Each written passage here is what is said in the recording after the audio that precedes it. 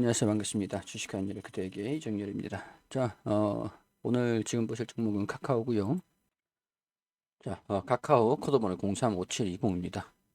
자, 카카오가 지금 칼을 막 바닥바닥 갈고 있어요. 15만 원까지 주가를 좀 올리기 위한 대놓고 이제 15만 원까지 올리겠다라고 얘기를 하는 것들이니까 이걸 좀 한번 믿어볼까 싶기도 하고 뭐 그렇습니다. 일단은 어떤 상황들인지 한번 볼게요. 일단 카카오 대표가 15만 원까지 올라가기 전에는 내가 최저임금만 계속 받겠다. 그 전에는 내가 인센티브라든가 그런 것들도 안 받겠다. 뭐 축적해 놓겠죠. 자, 일단 대규모 주주 이 환원 정책 이런 것들을 예고를 한 거죠. 자, 일단 지금 다른 기업들 같은 경우에서는 뭐 주주 환원 정책을 해라 해줘 해도 안 해줘요. 안 해줘요. SK케미칼이라든가 대표적으로 다른 이제 코스닥 대형주들 같은 경우에서는 뭐 배당을 해줘도 뭐 0.2% 찔끔 뭐 생색내기 수준. 특히 SK그룹이 좀 그게 심한데 그 반면에 카카오 같은 경우에서는 이번에 좀 이슈가 논란이 좀 됐었다 보니까 그리고 사상 처음으로 지금 뭐 이 장기 평선이 급락을 했었던 이 몇 차례 없었던 경우가 있었는데 이때는 이제 코스닥 시장에 있었던 상황들이었을 거라고 봅니다. 코스피로 또 이전 상장을 했으니까.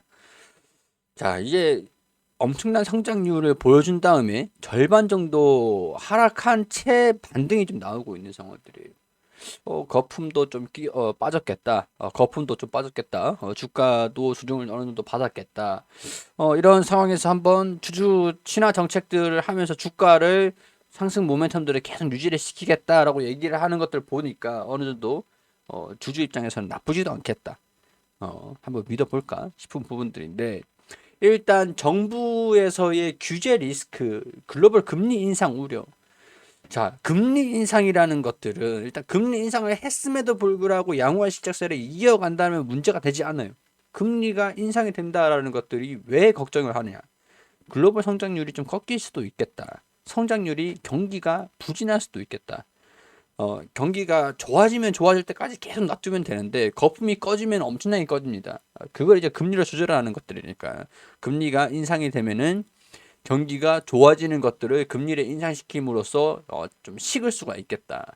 그런 것들로 인해서 특히 성장주들 같은 경우에서는 주가가 못 간다. 이런 인식이 있습니다. 인식이 있는데 성장주, 성장성 이게 성장하는 기업들을 성장주라고 하잖아요. 영업이익이 성장하는 기업들. 근데 또 금리 인상 시기에도 보면은 또 웃긴 게 뭐냐면은 이익률이 성장하는 기업들이 수익률이 높아요. 이익률이 성장하는 기업이 수익률이 높습니다. 금리 인상을 했음에도 성장성을 보인다. 라는 기업들의 수익률이 주가 수익률이 상대적으로 높아요. 자, 그런 거 보면은 금리 인상을 한다라는 것들이 뭐 겁낼 필요는 없는 거죠. 금리 인상을 함에도 불구하고 실적이 잘 나오면 되는 거다. 이렇게 보시면 될 것 같습니다. 규제 리스크 이게 좀 변수예요. 플랫폼 기업들이 규제를 한다라고 하는데 더더군다나 가뜩이나 지금 페이스북이 주가가 엄청나게 급락을 했기 때문에 플랫폼 기업들의 굉장히 좀 예민한 그런 상황들이 발생이 좀 되고 있는 상황들인데 이 와중에 규제 리스크가 계속 정부에서 규제를 계속 할 것이냐 그래요. 이런 부분들이 좀 우려가 있기는 해요. 근데 제가 규제도 그랬어요. 규제가 나오는 것들이 사업을 하지 말라라는 얘기는 아니거든요. 규제를 하는 이유가 이런 그 피해가 예상이 될 수도 있으니까 우리가 뭐 이런 예를 들어서 이런 사업을 하고 있는데 처음에 이제 이 산업을 뭐랄까 좀 이제 성장하고 구축을 하는 그런 시기가 있어요. 도입을 시키는 도입기죠.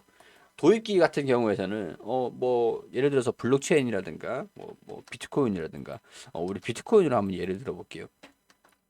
비트코인을 처음에 이제 시장에 나왔습니다. 비트코인이. 근데 이게 시장에서 뭐 놔두면 자연스럽게 없어지겠지 하고 방치를 하고 있었단 말이죠. 좀 다른 경우긴 한데 방치를 하고 있었는데 주가가 엄청나게 올라가잖아요. 그러니까 사람들이 여기서 타가지고 안전에 대한 그런 규제 없이 주가가 좀 급락하는 거에 고스란히 이 투자자한테 피해가 전가가 되더라. 전가가 되더라. 약간 그러면은 이 투기냐, 투자냐 이런 개념적인 부분들의 차이가 좀 있기 때문에 이제부터 규제가 슬금슬금 생기죠. 근데 이것도 말이 많은 사람들이니까 뭐 여기까지. 그러니까 시장의 이 형식을 보면은 모든 산업들이 다 그래요.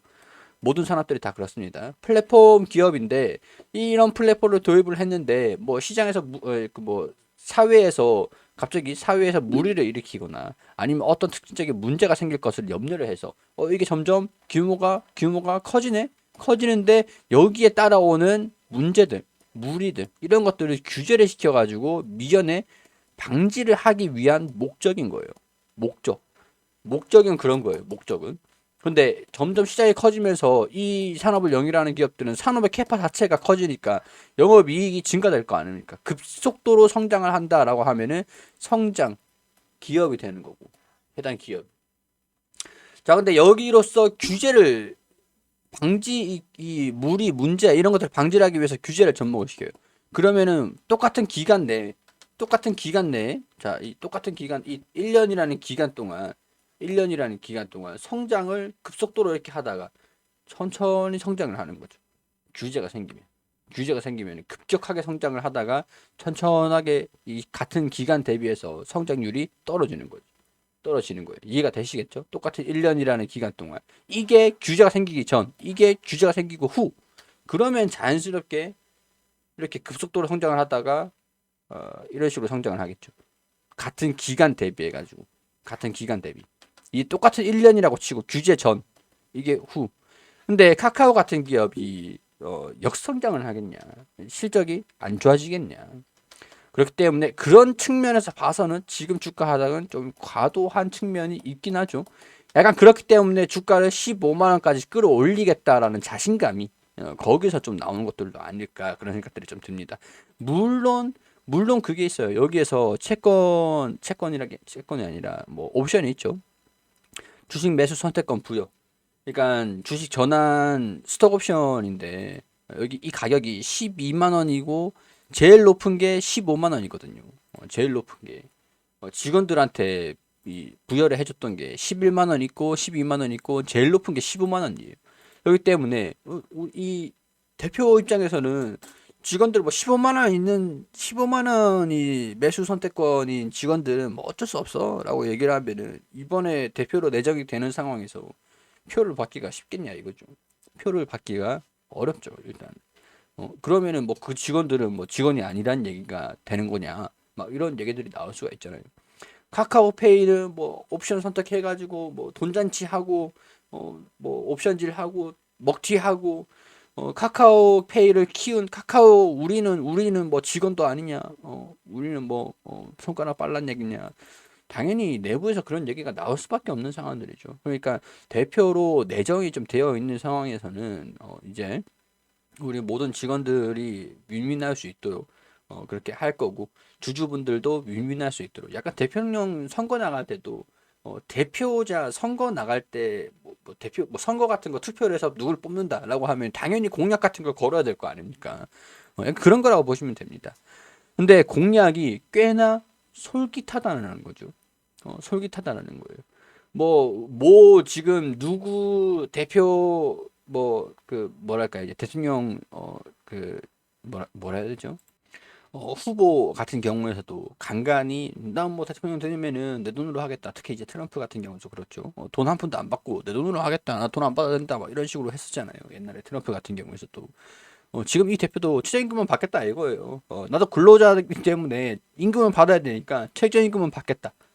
최저임금은 받겠다. 근데 이분은 이전에 카카오페이 같은 경우에서도 돈을 많이 버신 분이기 때문에 사실 연예인 걱정은 뭐 할 필요가 없다라고 얘기를 하는 것처럼 걱정 뭐 최저임금 받는데 생활이 되겠어? 라고 하는 걱정은 할 필요는 없을 것 같아요. 굳이 그런 걱정을 할 필요는 없을 것 같고요. 이게 솔깃하다는 거죠. 우리 주주 입장에서 봤을 때는 물론 그리고 직원들 입장에서도 이게 스톡 옵션이 좀 있다 보니까 15만 원까지 간다라고 하면은 주주 입장이랑 똑같다라는 거죠. 다르지가 않다라는 거예요. 그걸 잘 캐치하지 않았을까. 그래서 규모가 자사주 소각이 3천억 원, 3천억 원, 현금 배당이 229억 원 수준. 그리고 15만 원 달성할 때까지 최저임금만 받겠다. 그리고 이 계속 이제 배당이라든가 주식을 매입하고 소각하고 이런 것들을 계속 반복하겠다. 뭐 이런 얘기들을 좀 하다 보니까 통상적으로 이런 것들은 주가 부양에 긍정적으로 반영이 되더라. 그러면 15만 원, 15만 원, 15만 원, 좀 높긴 한데 15만 원 차트상에서 높긴 한데 불가능하진 않을 것 같기도 하고 어떻게 하면 믿어봐? 약간 그런 상황이지 않을까 그런 생각들이 듭니다. 카카오의 이익 성장이 둔화될 것이다라는 전망은 좀 있는 상황들이에요. 이 최소 30% 이상 인건비를 증가하는 시사를 했기 때문에 이런 부분에서도 그렇고 정부 규제와 글로벌 금리 인상 우려가 해소되지 않기 때문에 이런 부분들이 이 성장성을 좀 이어갈 수 있을 것인가 이런 부분에 대한 우려감들은 있는 상황들이다라고 해석을 정리를 좀 할 수 있는 상황들인 것 같습니다. 그런데 주가가 반응은 있었어요. 반등이 좀 나왔다가 찔끔찔끔 하다가 이평선이 돌파를 하고 이평선 상단에 있네. 그렇게 되면 이평선을 단기적으로 봤을 때는 이 이평선을 이탈하지만 않는다라고 하면 한번 나도 15만 원 올라갈 때까지 적어도 이제 13만 원, 12만 원, 13만 원, 14만 원, 13만 원까지 12만 원, 13만 원 이까지 한번 보고 15만 원은 이 13만 원, 12만 원까지 올라간 그 다음에 한번 보자. 그 다음에 한번 보자. 이렇게 설명을 좀 드릴 수 있을 것 같아요. 자, 보면 통상적으로 장기 평선들을 좀 이탈했다가 이런 식으로 좀 올라오는 모습들을 보였다가 이런 전례가 좀 있긴 있어요. 명확하게 크로스되는 흐름들, 이 주가가 다 빠지고 난 다음에 돌파되는 흐름들을 카카오도 보여준 적이 있었단 말이죠. 있었단 말이에요. 여기서도 보면은 여기서 상당히 초기니까 한 차례 이런 템포들이 있었고 주가가 쭉 상승하다가 조정을 좀 받고 그 다음에 급등을 했어요. 자, 그리고 한 차례, 이 두 차례 급등을 한 다음에 조정을 받고 장기 평선을 돌파를 하고 약간 이런 것들 보면 지금 아직은 아닌가 싶기도 하고 말이죠. 이 평선들이 좀 이제 좀 떨어질 때까지 시간이 좀 필요하진 않을까 싶기도 한데 뭐 워낙 부양에 대한 그런 의지가 크다 보니까 좀 믿어야 될까 말아야 될까 그런 것들이 좀 고민이 되는 상황들이다. 이렇게 설명을 드릴 수 있을 것 같습니다. 자, 이런 것들 참고를 하셔가지고 카카오 가지고 계시는 분들 투자를 한번 고려를 해보시고 계시는 분들 참고만 하셔가지고 판단은 여러분들이 해주시기를 당부드리도록 하겠습니다. 자, 도움이 되셨다면 구독과 좋아요 부탁드리도록 할게요.